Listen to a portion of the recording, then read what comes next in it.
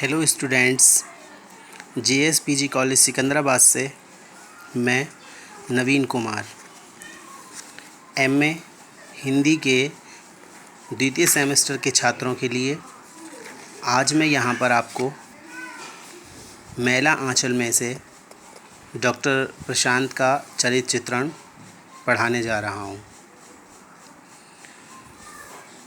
Doctor प्रशांत का पूरा नाम प्रशांत कुमार है। पेशे से वह डॉक्टर है और उसके जन्म की करुण कथा को प्रशांत के साथ के सभी लोग अक्सर जानते हैं। वह प्रशांत रात के गहन अंधेरे में पैदा हुआ था, जिसको उसकी अभागिन माँ ने अपने इस उजाले पुत्र को मिट्टी की हांडी में डालकर कोसी नदी की गोद में डाल दिया था। बाढ़ की उफनती हुई नदी में भी वह बच्चा बच जाता है। बचाने वाले थे मिस्टर उपाध्याय, जो नेपाल से निष्कासित होकर सहरसा नामक स्थान पर आदर्श आश्रम की स्थापना करते हैं और वहीं पे अपने दिन काटते हैं। आश्रम की एक दुखिया बंगालिन काम करने वाली होती है, जो डॉक्टर प्रशांत को स्नेह देकर, अपना प्यार देकर उनका लालन पालन करती है।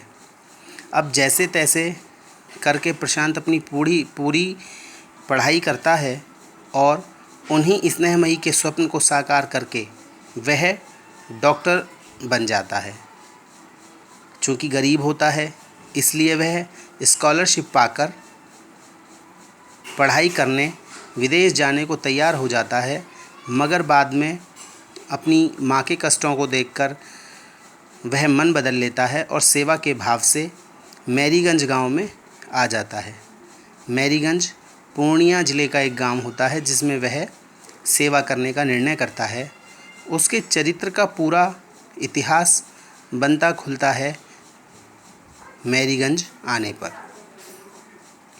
इसके आधार पर ही हम उसकी चारित्रिक विशेषताओं को देखेंगे।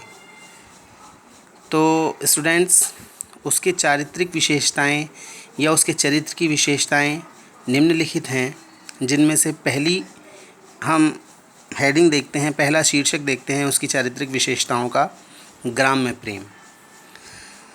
चूँकि प्रशांत स्वयं भी गरीबी में उत्पन्न हुआ था और उसका लालन पालन भी एक बंगालिन के द्वारा हुआ था, तो वो गांव की परेशानियों को समझता है कि गांव में किस तरीके से अभावों में लोग अपना जीवन गुजारते हैं। तो उसका ग्राम्य प्रेम इस बात से भी प्रदर्शित होता है कि गांव आते ही वह पत्र लिखता है और कहता है कि गांव के लोग बड़े सीधे दिखते हैं। तारीफ़ ये है कि तुम ठगे जाकर भी उनकी सरलता पर मुग्ध होने के लिए मजबूर हो जाओगे। वह यह पत्र ममता को लिखता है। वह गांव में ही प्यार की खेती करना चाहता है, गांव के मुरझाए लोगों के होठों पर मुस्कुराहट लाना चाहता है।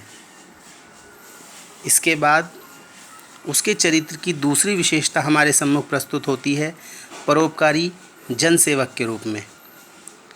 तो छात्रों, डॉक्टर प्रशांत जो होता है वो परोपकारी भी है, गांव के लोगों की सेवा करता है और गांव का कल्याण करना चाहता है। वह अपनी इस पेशे के माध्यम से, अपनी डिग्री के माध्यम से, अपनी योग्यता के आधार पर वह गांव वालों की निरर्थक सेवा करता है और उसका यह गांव वालों की सेवा करना ही इसका प्रमाण है कि वह परोपकारी है। उसके बाद आदर्श प्रेमी। उपन्यास में हमें कई बार यह देखने पर मिलता है कि डॉक्टर प्रशांत प्रेमी तो है ही, किंतु विलासी नहीं है।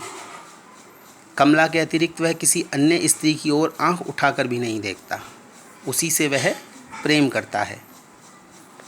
उसके बाद प्रकृति प्रेम उसका दिखाई देता है इस उपन्यास में कि वह भावुक है। स्वभावतः उसकी यही भावुकता ही उसके प्रकृति प्रेम की जननी है। खेतों की गीतों की कड़ियाँ जब हवा के सहारे उड़ती हैं, तो प्रशांत के मन में हलचल मच जाती है। गाँव में जब वह रहता है तो वहाँ के वातावरण को देखकर, वहाँ के परिवेश को देखकर वह फूला नहीं समाता और उसी में अपने आप को खुश अनुभव करता है। वह गंभीर प्रकृति का है। यही कारण है कि पूरी कथा में मानो वह अपने में ही खोया हुआ सा प्रतीत होता रहता है। अपने सुख दुख की बातों को एकदम से किसी के सामने नहीं खोलता। कर्मठ अध्येता है। चूँकि उच्च शिक्षा प्राप्त करने के बाद भी प्रशांत की अध्ययनशीलता नहीं रुकती।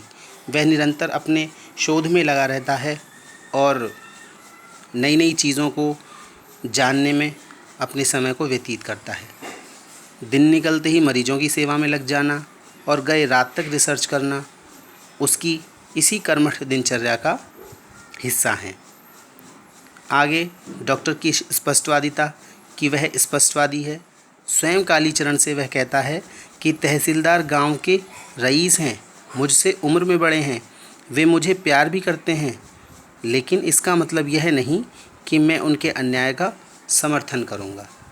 इस प्रकार हम देखते हैं कि वह स्पष्टवादी भी है। उसमें मानवतावादी गुण हैं। विचारों से डॉक्टर पूर्ण मानवतावादी है। पिछड़े मैले आंचल में जाकर जनसेवा करता है। गणेशी की माँ का इलाज करना हो आदि सभी बातें उसको मानवतावादी सिद्ध करती हैं। गरीबों के लिए पूर्ण समर्पित रहता है। हमेशा सबके लिए, सबके कार्यों के लिए तैयार रहता है। तो ये सब उसकी मानवतावादी दृष्टिकोण को दिखाती हैं। कुंठित है, क्योंकि जब वो अपने मन की बात किसी से नहीं कह पाता तो कहीं ना कहीं मन में उन सब बातों को सोचता है, समझता है और परेशान सा ही रहता है। मनोवैज्ञानिक दृष्टि से प्रशांत कुंठित है और उसकी कुंठा का मूल कारण है उसकी जन्म कथा, क्योंकि सभी जानते हैं कि वो उसका जन्म कैसे हुआ और कैसे उसका लालन पोषण हुआ। तो कहीं ना कहीं वो उसके मन में यह बात भी उसको कचोटती है। अब देखें कि उपन्यास में स्थान क्या है प्रशांत का। तो उपन्यास में जो चरित्र सबसे अधिक उभर कर सामने आता है, जो सबसे अधिक प्रभावित करता है, वह डॉक्टर प्रशांत का ही है। उसकी कथा उपन्यास की अन्य कथाओं से अधिक विस्तृत और महत्वपूर्ण है। किसी की दृष्टि से वह महान है तो किसी की दृष्टि में सुंदर। कोई उसकी सेवावृत्ति का कायल है तो कोई उसके मानव प्रेम का। अतः डॉक्टर प्रशांत कुमार ही मैला आंचल का सर्वाधिक महत्वपूर्ण पात्र अथवा नायक है। तो इस प्रकार हम देखते हैं कि पूरी कथा मैला आंचल उपन्यास की कहीं ना कहीं डॉक्टर प्रशांत के ही आसपास घूमती रहती है। इस प्रकार उसको इस उपन्यास का नायक कहना सर्वाधिक उचित है।